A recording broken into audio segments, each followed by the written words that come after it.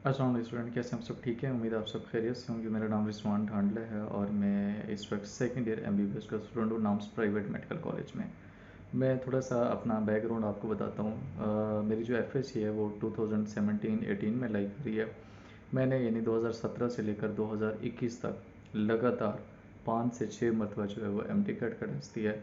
Even 2022 में मैं दिया था, एज अ टीचर दिया था तब। क्योंकि मैं इंग्लिश पढ़ाता हूँ तो 2022 में मैंने इसलिए नाम एम डी कैट का टेस्ट दिया कि मैं एज अ टीचर अपनी यानी एनालिसिस कर सकूँ, देख सकूँ कि क्या जो चीज़ मैं पढ़ाता हूँ बच्चों को मुझे खुद भी आती है या नहीं आती। अभी इस वीडियो के अंदर मैं आपको कुछ टिप्स जो हैं आखिरी दिनों में आपके साथ वो शेयर करना चाहता हूँ। उससे पहले मेरा जो अगेन इंग्लिश का यानी सेशन है वो कल 6 सितंबर से स्टार्ट हो रहा है। जस्ट ये 4 दिन का सेशन है। वो आखिर में जैसे कहते हैं ना, निचोड़ देना बच्चों को। ये यानी ये जो सेशन है वो बच्चे इसको ज्वाइन कर सकते हैं। इसकी 7 से 8 बजे तक क्लास होगी, जूम ऐप के ऊपर लाइव क्लास होती है। उसके बाद रिकॉर्डिंग भी मौजूद होती है और यानी हमने जो पीएमडीसी का सिलेबस है वो कवर करना है। इसकी फ़ीस मैंने जस्ट 400 रखी हुई है। 4 दिन का सेशन है और इस गिवन व्हाट्सअप से जो है ना आप इस सेशन को ज्वाइन कर सकते हैं। कल 7 बजे से हमारी क्लास स्टार्ट होगी। मेरा यानी एज अ स्टूडेंट भी एक्सपीरियंस है, एज अ टीचर भी एक्सपीरियंस है। एक्सपीरियंस नाकिस है क्योंकि मैं 6 से 7 मरतबा फ़ेल हुआ हूँ। मैं यानी कामयाब नहीं हुआ जितनी मरतबा मैंने एमडी कैट दिया है।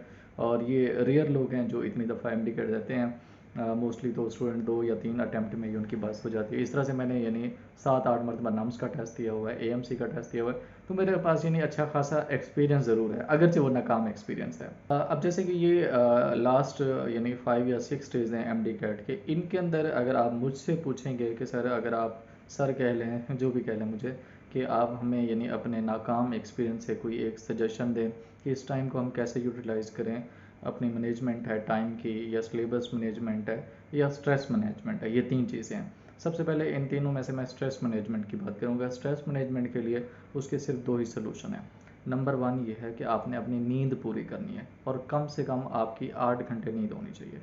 ये बड़ी वुल्गर बात है कि इन दिनों में बहुत इंपॉर्टेंट देना है कि 8 घंटे नींद होनी चाहिए। यस, 8 घंटे होनी चाहिए। मैं यहाँ पे आपको डिटेल नहीं शेयर करा, जस्ट जो कह रहा हूँ उसके ऊपर अमल करें, अगर तो अमल करना है, नहीं करना तो नहीं करना। सबसे पहले आपकी 8 घंटे नींद होनी चाहिए अगर आप अपने आप को स्ट्रेस को मैनेज करना चाहते हैं। नंबर 2, आपने डेली कोई आउटिंग करनी है। आउटिंग क्या हो सकती है? एक्सरसाइज हो सकती है, आप कहीं बाहर जा सकते हैं। आपकी यानी 30 से 25 मिनट की आउटिंग ज़रूर होनी चाहिए। इन 2 कामों से आपको स्ट्रेस नहीं आएगा।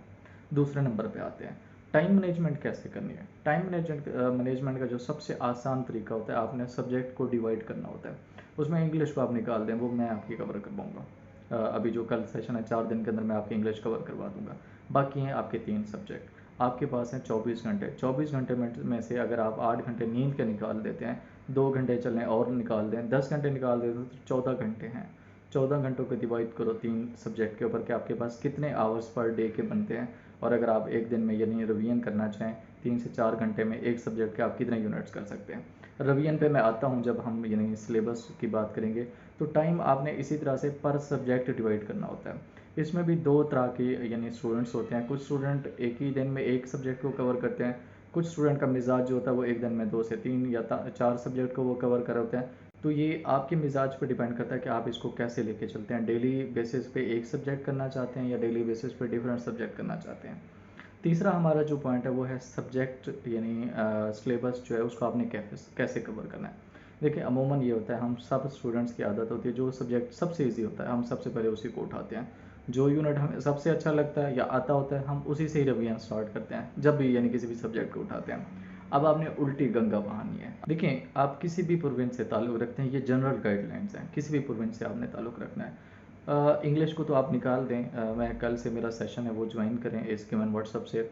6 सितंबर से यानी 7 बजे क्लास होगी, रिकॉर्ड लेक्चर भी होगा, जूम ऐप के ऊपर होगी क्लास। और 4 दिन में मैं आपकी इंग्लिश कवर करवा दूंगा जितना भी पीएमडीसी का सिलेबस है। अब जो बाकी यानी 3 सब्जेक्ट हैं, उन 3 सब्जेक्ट में सबसे पहले आपने ये करना है, आपने सिलेबस देखना है पीएमडीसी का। हर सब्जेक्ट का यानी जो सिलेबस है उसमें टिक करना है आपने कि आप में से आपका यानी उस सिलेबस में से कौन से यूनिट बचे हुए हैं जिनको अभी तक आपने टच ही नहीं किया, देखा ही नहीं है, रीडिंग तक ही नहीं की। आपने देख लिया जनाब, फिजिक्स में 2 यूनिट हैं, बायोकेम में 1 यूनिट है, बियोलॉजी के अंदर 3 यूनिट हैं। तो आपका जो अब अगले जो 4 या 5 दिन है, इनमें जो सबसे पहला और आखिरी काम होना चाहिए, आपने उन यूनिट को कवर करना है। कहने का मतलब ये कि आपने सबसे पहले अपना सिलेबस कवर करना है। सिलेबस कवर करने के अब दो तरीके हैं जो इसमें दो तरह के स्टूडेंट आ जाते हैं। कुछ स्टूडेंट इस वक्त एकेडमी के अंदर पढ़ रहे हैं, यानी एकेडमी जाते हैं, डेली टेस्ट सेशन हो रहा है एकेडमी के अंदर, और बाकी स्टूडेंट्स सेल्फ स्टडी कर रहे होते हैं। अगर आप मुझसे पर्सनली पूछें तो मैं आपको ये एडवाइस करूँगा कि आप इस वक्त एकेडमी को क्विट कर दें और घर में बैठ जाएं सेल्फ स्टडी करने। एकेडमी में जो हो रहा है, जैसा हो रहा है, आपने पैसे दे दिए, भाड़ में जाए उनको, उनकी बात ख़त्म कर दें, घर में बैठ जाएं, सेल्फ स्टडी करें।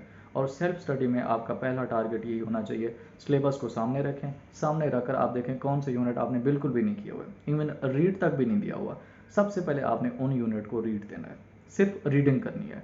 एमसीक्यूज़ की प्रैक्टिस इस 4 या 5 दिन के अंदर ये जो फेज़ है छोड़ दें, आप किसी भी बुक को यूज़ ना करें।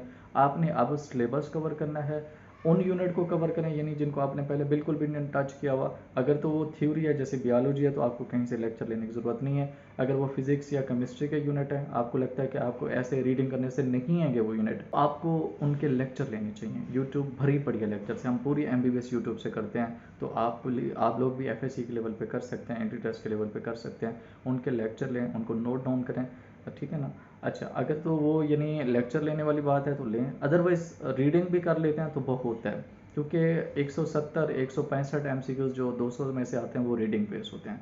वो हर स्टूडेंट ले सकता है जिसकी रीडिंग मजबूत है। बाकी के 30 MCQs हैं जो आपका डिसाइडिंग क्राइटेरिया होता है, जो आपको डॉक्टर बना भी सकते हैं, नहीं भी बना सकते, तो वो अब आपकी चॉइस है। मोस्टली स्टूडेंट ऐसा करते हैं कि एक ही चीज़ को बार बार पढ़ते रहते हैं और उनका सिलेबस कवर नहीं होता। वहाँ पे जब जाते हैं सीधे सीधे MCQs आए होते हैं, लेकिन ये नहीं पता होता कि अल्फ़ा होगा बीटा होगा। उसकी वजह क्या है कि रीडिंग नहीं किया, पता ही नहीं है। चीज़ों का पता है कि यार ये हो सकता है, ये भी ऑप्शन हो सकता है, लेकिन करेक्ट याद नहीं है। वजह क्या है, रीडिंग नहीं किया। जब FSC में पढ़ा था तो पढ़ा था, उसके बाद दोबारा पढ़ने की जहमत ही नहीं की। तो आपने क्या करना है, अब इस फेज़ के अंदर रीडिंग अपनी स्ट्रॉन्ग करनी है। तो ये कुछ गुजारिशात थी मेरी जो मैंने आपके साथ शेयर करनी थी कि आपने अपना टाइम कैसे मैनेज करना है, सिलेबस कैसे मैनेज करना है और स्ट्रेस कैसे मैनेज करना है। जो चीज़ें मैंने यानी अपनी 7-8 साल के अंदर बेयर की, वहाँ से मैंने आपके साथ सुपरफिशियल चीज़ें रखी हैं। ओबियसली हर इंसान की जो ज़िंदगी है वो डिफरेंट है, उनके मसाइल डिफरेंट है, फिर भी यहाँ से अगर आपको कोई चीज़ यानी हेल्प आउट हो जाती है तो वो मेरे लिए मशअल राह होगी। ज़रूर इसके ऊपर अमल करके देखिएगा, इंशाल्लाह अल्लाह पाक आगे खैर करेगा। Best wishes to all of you. Thank you so much. अल्लाह हाफ़िज़।